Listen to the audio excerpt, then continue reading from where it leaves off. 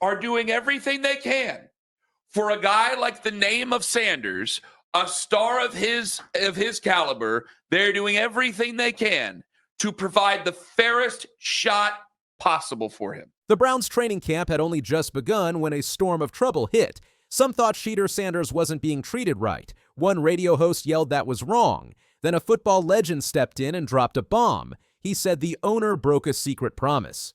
That's when everything changed. Now, what started as a sports story is turning into something a whole lot bigger. Since the Cleveland Browns selected Colorado quarterback Shedeur Sanders with the 144th overall pick in April 2025, controversy has mounted. Sanders was projected as a first-round pick by many analysts, including Mel Kiper Jr. His fall into the fifth round shocked observers. The Browns had already taken another quarterback, Dillon Gabriel, in round 3, raising immediate questions about drafting strategy. Local Cleveland radio host Ken Carman addressed fan speculation that the team was undermining Sanders. He said, "They are doing everything they can to provide the fairest shot possible for him." He added, "I will take it to my grave. They are doing nothing to try to break Shedeur Sanders." Carman also emphasized community contributions. How many jerseys did he already sell? How many autographs has he already signed in Greater Cleveland? How many things has he done? But they are doing everything they can for a guy like the name of Sanders, a star of his caliber. They're doing everything they can to provide the fairest shot possible for him. I will take it to my grave. Carman made clear that those interpreting lack of first-team reps as sabotage were mistaken. He insisted the team treat Sanders fairly. The Browns have yet to name a Week 1 starter. Joe Flacco is expected to lead, but the battle for the backup spot remains open. Separately, former NFL wide receiver Antonio Brown publicly challenged owner Jimmy Haslam. He posted, "Jimmy doesn't want to publicly admit he broke the agreement between the 31 other owners." This statement ignited discussion about possible collusion or draft manipulation. Haslam responded by stating the pick decision was made by general manager Andrew Berry. Andrew Berry made the call to pick Shedeur, Haslam said. He added that if someone had told him during the draft process that they would pick Sanders, I would say that's not happening. Brown's accusation and Haslam's denial have intensified media scrutiny. Discussions have centered on whether Sanders' draft slide reflected performance concerns or off-field factors related to Deion Sanders' influence at Colorado. In training camp, Sanders entered as 4th on the quarterback depth chart behind Flacco, Kenny Pickett, and Dillon Gabriel. Pickett has been sidelined with injury. Gabriel has since moved into the number in due spot. Sanders has yet to take any first-team snaps, which has fed speculation among fans.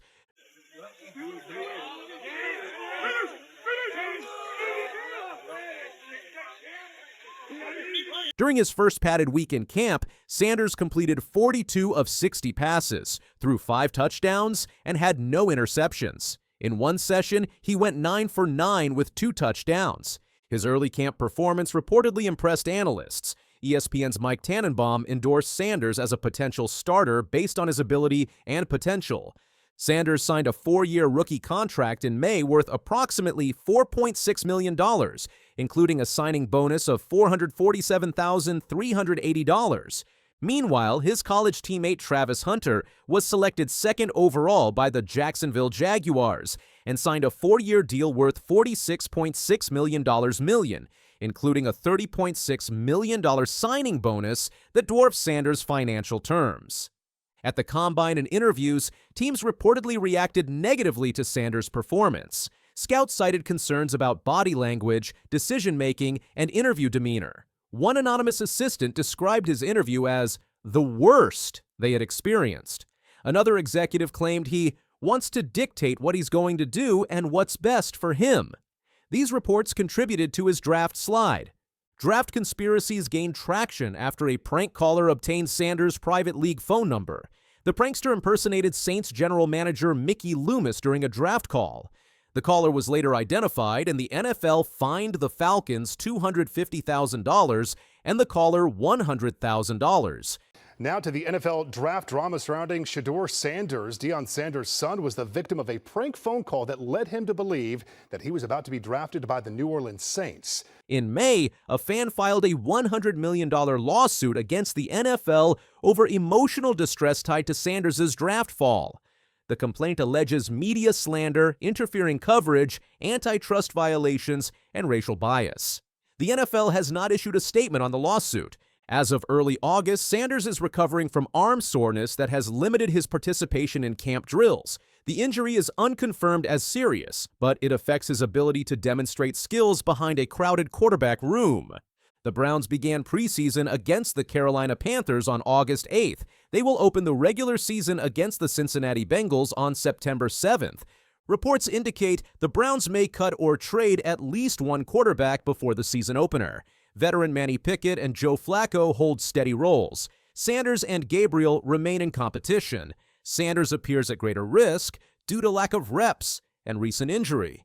Sanders' college resume details 4,134 passing yards and 37 touchdowns in the 2024 season at Colorado. He earned the Johnny Unitas Golden Arm Award and Big 12 Offensive Player of the Year.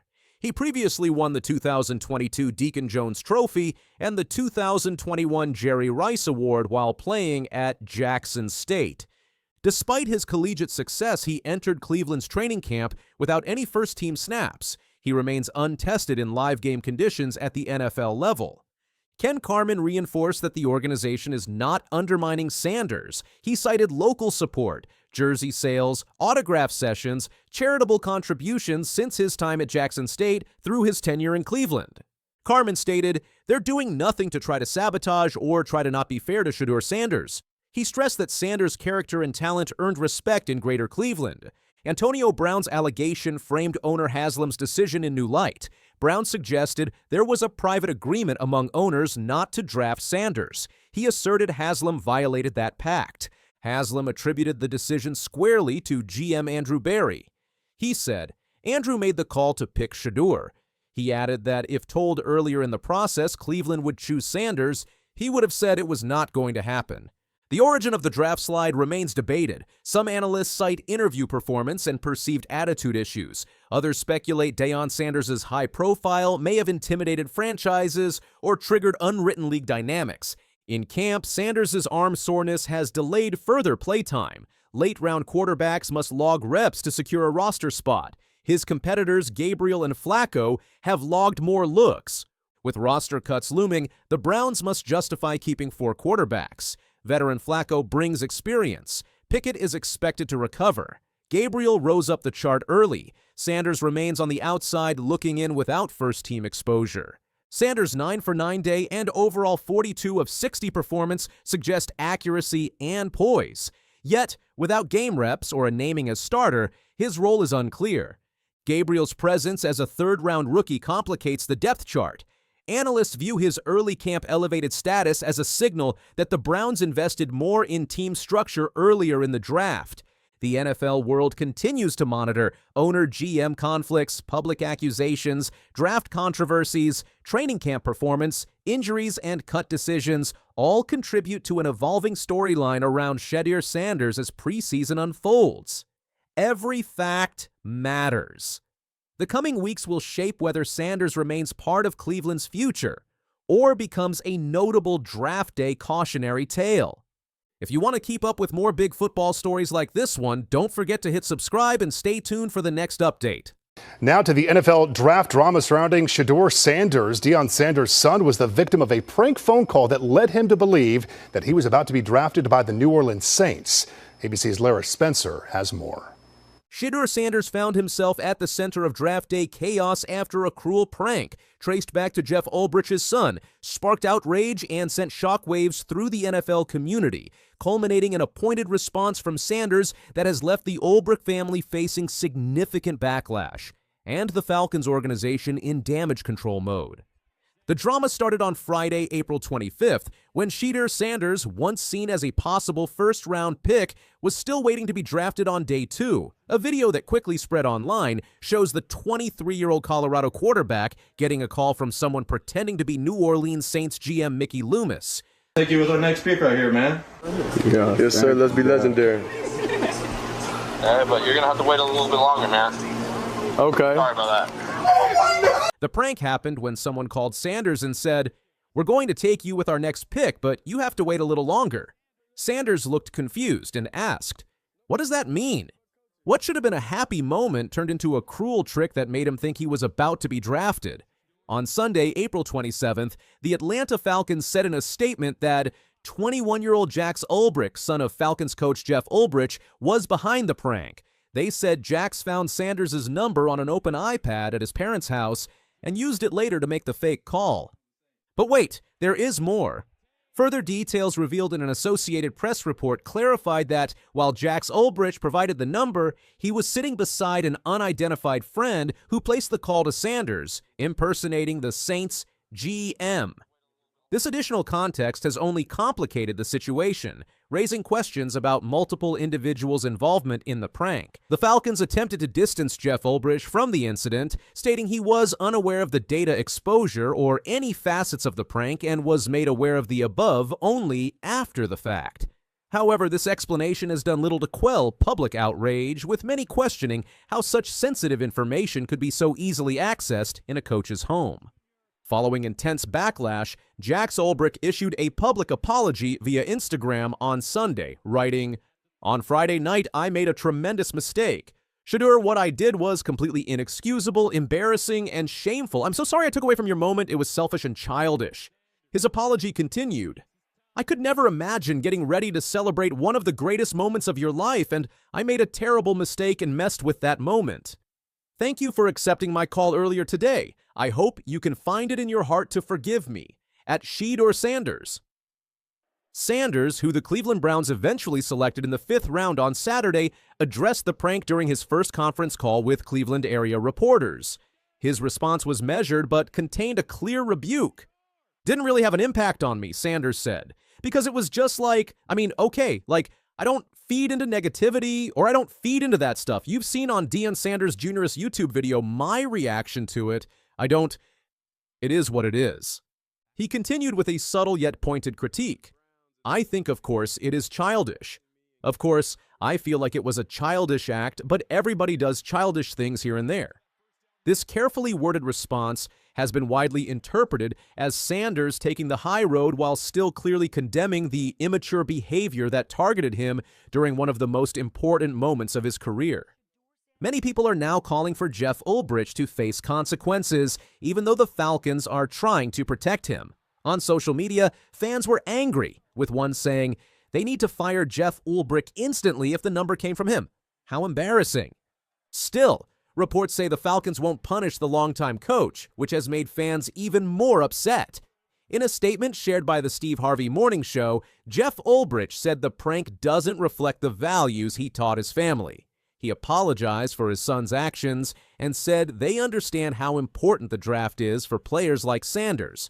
The Falcons' official statement emphasized that they do not condone this behavior and sent their sincerest apologies to Sanders and his family. The team also claimed to have facilitated an apology from Jax to the Sanders family and stated they have been in contact with the NFL regarding the incident.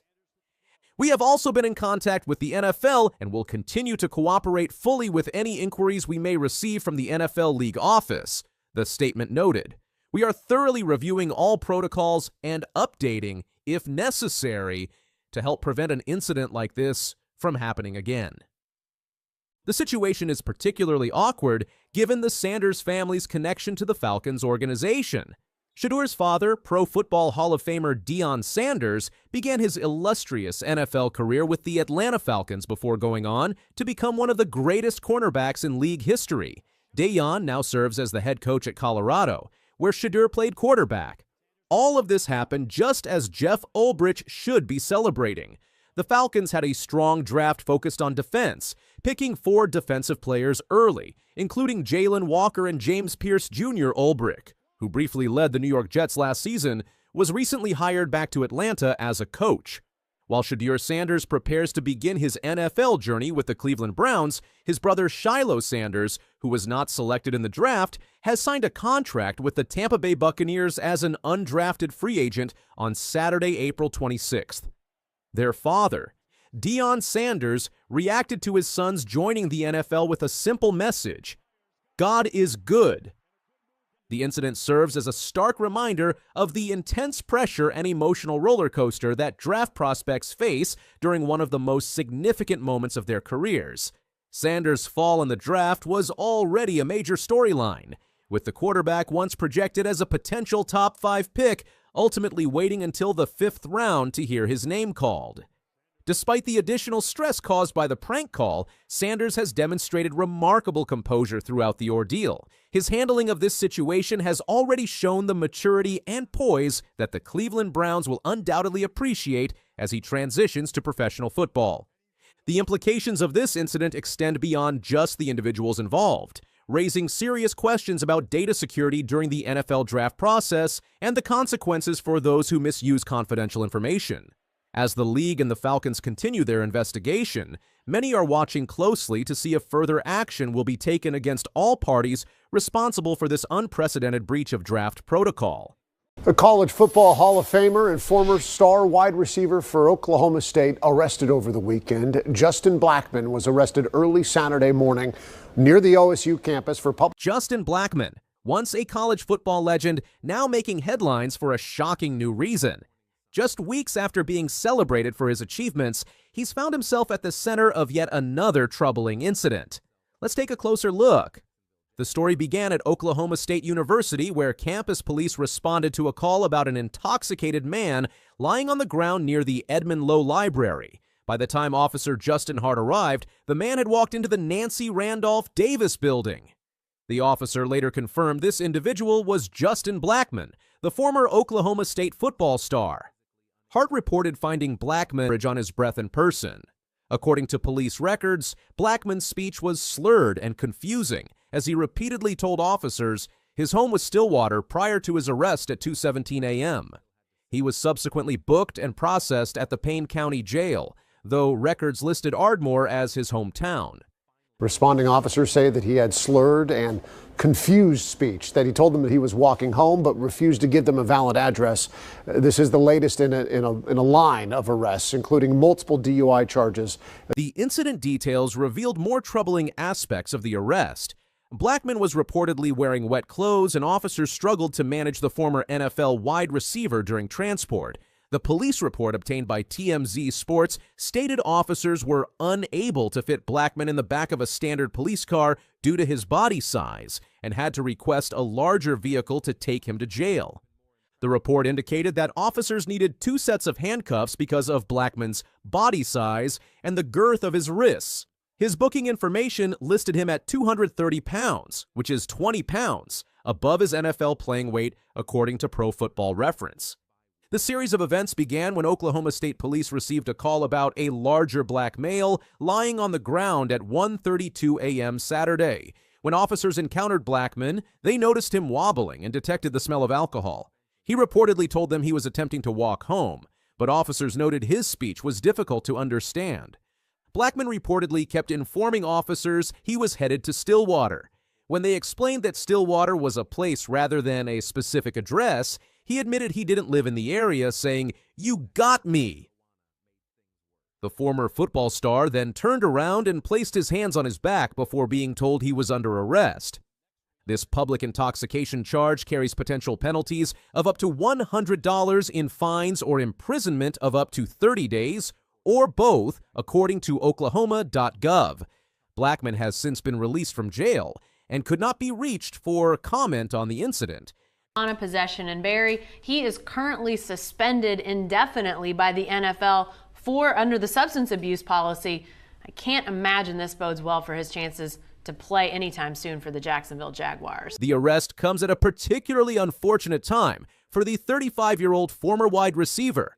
Just last month, Oklahoma State University had announced Blackmon would be inducted into the OSU Ring of Honor this fall. This recognition was to celebrate his remarkable collegiate career, where he became the only player to win the Biletnikoff Award twice as college football's best receiver during his time with the Cowboys from 2009 to 2011. Is more. Blackmon's troubled history with substance abuse has followed him since his playing days, After starring at Oklahoma State, he was selected 5th overall by the Jacksonville Jaguars in the 2012 NFL Draft. His professional career showed early promise, with Blackmon